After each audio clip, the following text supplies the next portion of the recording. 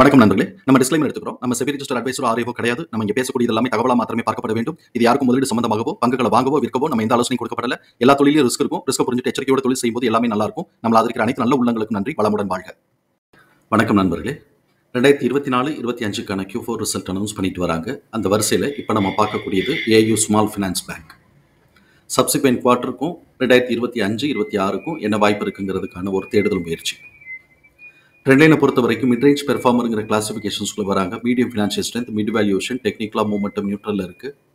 அனாலிசிஸ்ட் price டார்கெட்டாக 648ன்னு target upside பண்ணியிருக்காங்க. நம்ம இந்த வீடியோ ரெக்கார்ட் பண்ணக்கூடிய தருணத்தில் ₹613.80 லெவலில் ட்ரேட் க்ளோஸ் ஆகிருக்கு. ட்ரெண்ட்லைனுடைய பி ஜோனை பார்க்கும்போது ஸ்ட்ராங் பை ஜோன் தான் காட்டிக்கிட்டு இருக்கு. இவங்களுடைய ஃபண்டமெண்டல் கீ மெட்ரிக்ஸை பார்க்கும்போது adequate level of liquidity position maintain பண்ணுறாங்க. ரிட்டர்ன் ஆன் கேபிட்டல் எம்ப்ளாய்டு மாடரேட்டாக இருக்குது. ரிட்டர்ன் ஆன் ஈக்விட்டி மாடரேட்லி ஹையாக இருக்குது. டெப்ட் டு ஈக்விட்டி வித் இந்த தியரிட்டிக்கல் லிமிட்னு சொல்லலாம். பட் கொஞ்சம் டாலரன்ஸில் இருக்குது. 0.2 கொஞ்சம் கூட இருக்குது. இப்போ பிஏ பொறுத்த வரைக்கும் இவன் 21.7ன்னு இருக்கிறான். நம்மளுடைய லிமிட் நம்ம 25ன்னு வச்சுருப்போம். அதனால பிஏ பொறுத்த வரைக்கும் இவங்க வந்து ஒரு எக்ஸ்பென்சிவ் பெர்ஃபார்மராக வந்துகிட்டு இருக்கிறாங்க அப்படிங்கிறது நம்மளுடைய பார்வை. பிபிஐ பொறுத்த வரைக்கும் 2.8, 2.7 ரேஞ்சில் தான் இருக்கிறாங்க. ஸோ இப்போ அந்த வகையில் இங்கே 3.3 இருக்கும். ஆனால் ஆக்சுவலாக 2.7, 2.8 இருக்கும். ஸோ இப்போ அந்த வகையில் பார்த்தோம்னா ப்ரைஸ் டு புக்கை பொறுத்த வரைக்கும் சப்சிக்வெண்ட்டாக கொஞ்சமாக இது வந்து மேலே போகிறதுக்கான ஸ்கோப் இருக்குங்கிறது நம்மளுடைய பார்வை. Q4 ரிசல்ட் அப்படிங்கிறதுனால ஆனுவலைஸ்டு ப்ராஃபிட் அண்ட் லாஸ் அக்கௌண்ட்டை சேர்த்து பப்ளிஷ் பண்ணியிருப்பாங்க. ஸோ இப்போ அந்த வரிசையில் பார்க்கும்போது net profit, annual net profit 37.2% increase ஆகிருக்கு. ரெவென்யூ 51.1% இன்க்ரீஸ் ஆகிருக்கு.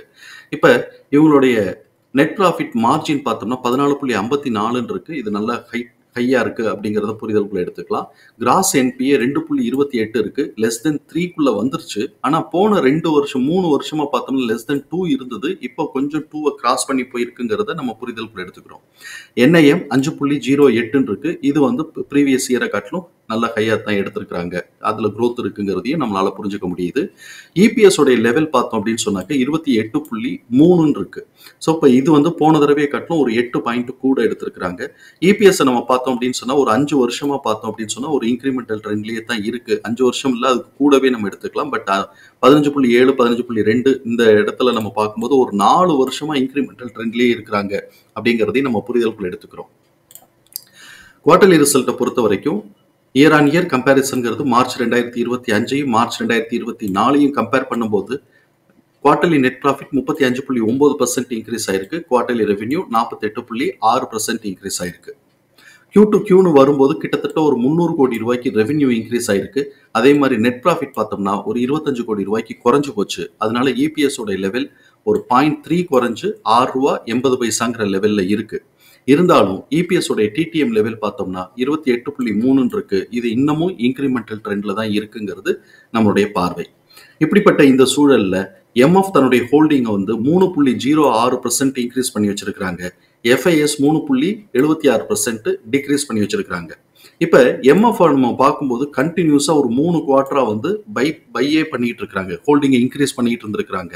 ஆனால் இவன் எஃப்ஐஎஸ் வந்து 2 குவார்ட்டரா பார்த்தோம்னா ஹோல்டிங்கை டிக்ரீஸ் பண்ணி வச்சுட்டு வந்திருக்கிறான் அப்படிங்கிறதையும் நம்ம இந்த இடத்துல நம்ம பார்க்குறோம். இந்த இபிஎஸ் தகவல்கள் எல்லாத்தையும் தூக்கி நம்மளோட எக்ஸல் ஃபார்மேட்டில் நம்ம போட்டோம். நம்மளோட எக்ஸல் ஃபார்மேட்டில் நம்ம கவனிக்க வேண்டியது book value 229, fair price 381, current price 616, fair price current ப்ரைஸோடைய ரேஷியோ 1.61 இருக்கு. இப்போ இந்த 4 குவார்ட்டரோடைய ரிசல்ட்டுங்கிறதுனால இபிஎஸ் உடைய டிடிஎம்கே நம்ம பார்க்கலாம். இபிஎஸ் உடைய டிடிஎம் 28.3 இருக்கு. அதோடைய ஆவரேஜ் 7.1 இருக்கு. இந்த 7.1ங்கிறது தான் நெக்ஸ்ட் குவார்ட்டருக்கான ஆவரேஜ் எஸ்டிமேட்டட் இபிஎஸ்ஸா இருக்குங்கிறது நம்மளுடைய பார்வை. இப்போ நம்ம இதில் இன்ஃபரன்ஸ் என்ன அப்படின்னு சொன்னாக்க நெக்ஸ்ட் குவார்ட்டருக்கு எக்ஸிட் ஆக போகிறது 6.76 எக்ஸிட் ஆக போகுது. அதை காட்டிலும் இது வந்து கூட தான் இருக்கு அப்படிங்கிறத நம்ம பார்க்குறோம். அப்போ ஃபர்ஸ்ட் வந்து 2 விஷயமா இதை நம்ம பார்க்குறோம். ஆனுவலைஸ்டாக இவங்க என்ன பண்ணி வச்சிருக்கிறாங்கன்னாக்க இபிஎஸ் வந்து கிட்டத்தட்ட ஒரு 8 பாயிண்ட் கிட்டக்க ஏறி இருக்கிறாங்க. ஆனுவலைஸ்டாக இபிஎஸ் 8 பாயிண்ட் ஏறி இருக்கிறாங்க. இது ஒரு பாசிட்டிவாக இருக்கு. அதே சமயத்தில் இந்த இடத்துல நமக்கு வந்து நெக்ஸ்ட் குவார்ட்டருக்கு எக்ஸிட் ஆக போகிறத காட்டிலும் ஒரு 40 பைசா கூட இருக்கு, 35-40 பைசா கூட இருக்கு அப்படிங்கிறதையும் நம்ம புரிதலுக்குள்ள எடுத்துக்கிறோம். அதே மாதிரி இந்த இபிஎஸ் உடைய எஸ்டிமேஷன் Q4 காட்டிலும் அதே மாதிரி ஒரு 30-40 பைசா கூட இருக்கு. அப்போ கொஞ்சமாக வந்து ஒரு புஷ்அப் கொடுக்கறதுக்கான வாய்ப்புகள் இருக்கு அப்படிங்கிறத பார்க்குறோம். ஏன் இந்த இடத்துல கொஞ்சமா அப்படிங்கிற இன்ஃபரன்ஸை நான் எடுக்கிறேன் அப்படின்னு சொன்னாக்க, நம்மளை பொறுத்த வரைக்கும் பிஇ 25ன்னு வச்சிருப்போம். இவன் ஆல்ரெடி 21.8 அந்த ரேஞ்சுக்குள்ள வந்துட்டான். அப்ப 25 அப்படிங்கும்போது இன்னும் ஒரு ₹100 ₹150 ஏறினாங்கன்னா அந்த 25க்கு வர்றதுக்கான வாய்ப்புகள் இருக்கும் அப்படிங்கிறது. இன்னும் 4 பாயிண்ட் தானே, 4 பாயிண்ட்னா ஒரு ₹120 ₹120 ₹130 ஏறும்போது நமக்கு வந்து அந்த 25 தொடுறதுக்கான வாய்ப்பு இருக்கு அப்படிங்கிறத நம்ம பார்க்குறோம். 25 உடைச்சு இவன் மேல கொண்டு போக போறானா, இல்ல 25க்கு முன்னாடியே அவன் எக்ஸ்பென்சிவ் வேல்யூவேஷன் சொல்லிட்டு கரெக்ஷன் எடுக்க போறானா அப்படிங்கிறது சப்சிக்வெண்டா இவங்க எந்த அளவுக்கு 28 இபிஎஸ் டிடிஎம்ங்கிறத பிரேக் அவுட் பண்ணி 30 35ன்னு எடுத்துட்டு போக போறாங்களோ அதை பேஸ் பண்ணி தான் இது உடைச்சு மேல சப்சிக்வெண்டா ஏறணுமா இல்லாட்டி அதோட கரெக்ஷன் வருமா அப்படிங்கிறத நம்ம பார்க்கணும். ஸோ இப்போ இருக்கக்கூடிய இந்த சூழல்ல இந்த ஆவரேஜ் இபிஎஸ் உடைய எஸ்டிமேஷனையே நம்ம சப்சிக்வெண்ட் குவார்ட்டர்ஸுக்கு ப்ரொஜெக்ட் பண்ணும்போது இது 28 பிரேக் பண்ணவே இல்லை. இந்த ஆவரேஜ் எஸ்டிமேஷனே ஆக்சுவல் நமக்கு கூட இருக்கலாம், குறைய இருக்கலாம், அது வேற விஷயம். இந்த ஆவரேஜ் வச்சு நம்ம ப்ரொஜெக்ட் பண்ணும்போது 28 உடைக்கல. அப்ப 28 உடைக்கல அப்படின்னு சொன்னாக்க இது வந்து இந்த 25 தாண்டி போகுமா அப்படிங்கிறது நமக்கு ஒரு யோசனையா தான் இருக்கு. ஸோ இப்போ 25 நம்ம வச்சுக்கிட்டோம்னா 25 தாண்டி போகுமாங்கிறது ஒரு யோசனை தான். இல்லை 20ஓடய நான் திரும்புறேன் அப்படின்னு சொல்லிட்டு இதோடைய கரெக்ஷன் எடுக்க போகுதா அப்படிங்கிறதையும் நம்ம பார்க்கணும். இப்போ இந்த 2 சேலஞ்ச் நமக்கு இருக்கு. அதனால இது வந்து எந்த சைடு வேணாலும் பிரேக் அவுட் ஆகலாம். அதனால இது கொஞ்சம் ஜாக்கிரதையா அணுக வேண்டிய ஸ்டாக் அப்படின்னு தான் நம்மளுடைய பார்வை. ஸோ இப்போ இந்த இடத்துல வந்து இவன் புல்லிஷ் ட்ரெண்ட்ல தான் இருக்கிறான். இந்த புல்லிஷ் ட்ரெண்ட்ல இருக்கிறான் அப்படின்னு சொன்னாக்க நார்மல் ட்ரேடிங் பிஹேவியர்ல இவனுடைய பிரைஸ் ரேஞ்சுங்கிறது 543லேருந்து 766. இப்போ அவன் என்ன பண்ணியிருக்கிறான்னாக்க 543க்கு மேலாம், அது 462 அந்த ரேஞ்சில் சப்போர்ட்டை எடுத்துட்டு 543 உடைச்சு 610ங்கிற ரேஞ்சில் வந்துட்டு இருக்கிறான். மேபி 638 கடக்கிறானான்னு பார்க்கணும். 638 அதோட கூட ட்ரெண்ட் ரிவர்சல் ஆகலாம். ஏன்னா இது மிட் பாயிண்ட். இந்த புல்லிஷ் ட்ரெண்ட்ல 638ங்கிறது மிட் பாயிண்ட். அது வரைக்கும் போறானா இல்லாட்டி 766 வரைக்கும் போறானா அப்படிங்கறத நம்ம வந்து பொறுத்திருந்து பார்க்கணும். ஆனா இதுக்கெல்லாம் ஸ்கோப் இருக்கு. மிட் பாயிண்டோடைய ட்ரெண்ட் ரிவர்சல் ஆகிறதுக்கும் ஸ்கோப் இருக்குங்கிறதையும் நம்ம புரிதலுக்குள்ள எடுத்துக்கிறோம். நமக்கு எக்ஸ்போனன்ஷியல் ஃபார்முலால கிடைச்சிருக்கக்கூடிய பிரைஸ் ரேஞ்சஸ் எல்லாத்தையும் தூக்கி நம்ம வந்து சார்ட்ல மார்க் பண்ணியிருக்கிறோம். நான் சார்ட்ல வந்து S2ல இருந்து R1 வரைக்கும் நான் எடுத்திருக்கிறேன். ஏன் நான் இவ்வளவு தூரத்துக்கு எடுத்திருக்கிறேன் அப்படின்னு சொன்னா, சப்போஸ் இவன் உடைச்சு போனான்னா அப்போதைக்கு நமக்கு ரெசிஸ்டன்ஸ் லெவல் என்ன இருக்கும் அப்படின்னு நம்ம யோசிக்க வேண்டி இருக்கக்கூடாதுங்கிறதுக்காக இப்பவே நம்ம ப்ரெசென்ட் பண்றோம். ஸோ இப்போ இந்த இடத்துல S2 அப்படிங்கிறது 366லேருந்து 370, S2 S1 உடைய மிட் பாயிண்ட் 449லேருந்து 452, S1 542லேருந்து 547.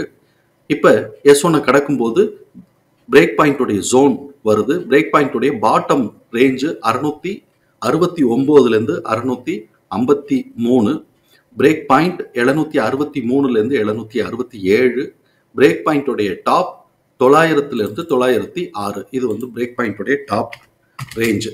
ஸோ 900லேருந்து 906 நல்லா அதிரி புதிரியா ரிசல்ட் கொடுத்து பிரேக் பண்ணி 30க்கு மேலே பிரேக் பண்ணி இபிஎஸ் 30க்கு மேலே, டிடிஎம் 30க்கு மேலே பிரேக் பண்ணி 35 40ன்னு வந்தாங்கன்னா R1 வர்றதுக்கும் வாய்ப்புகள் இருக்கு.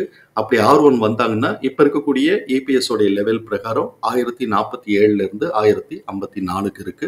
இவங்களுடைய பெர்ஃபார்மன்சஸ் எப்படி வரப்போகுதுங்கிறத பேஸ் பண்ணி தான் இருக்கு. இது நம்ம இபிஎஸ் அண்ட் புக் வேல்யூவை வச்சு நம்ம வந்து ரெசிஸ்டன்ஸ் மார்க் பண்ணிட்டோம். இப்போ இந்த இடத்துல நம்ம இன்னொரு விஷயத்தையும் நம்ம கவனிக்கணும். ஏன்னா 2 எட்ஜ் வந்துட்டதுனால ட்ரெண்ட் லைன் நம்ம போடுறோம். அப்படி ட்ரெண்ட் லைன் நமக்கு போடும்போது இவன் மேலே ஏறும்போது பிபியோட பாட்டம் ரேஞ்சான 649லேருந்து 653 டச் பண்ணிட்டு கூட அப்படியே கீழே இறங்கலாம். இல்லை இந்த ட்ரெண்ட் லைன் ஒன்று முட்டிட்டு அதோடைய கூட ட்ரெண்ட் ரிவர்சல் எடுக்கலாம். இதுக்கும் பாசிபிலிட்டிஸ் இருக்கு. அது காரணம் இபிஎஸ் பிஇ பார்த்தோம்னாக்க 21.8 இருக்கு, 22ன்னு கூட வச்சுக்குவோம் ரவுண்ட் அப் பண்ணி. 22னா இன்னும் ஒரு 3 பாயிண்ட், கிட்டத்தட்ட ஒரு ₹60 ₹70 அந்த ரேஞ்சு.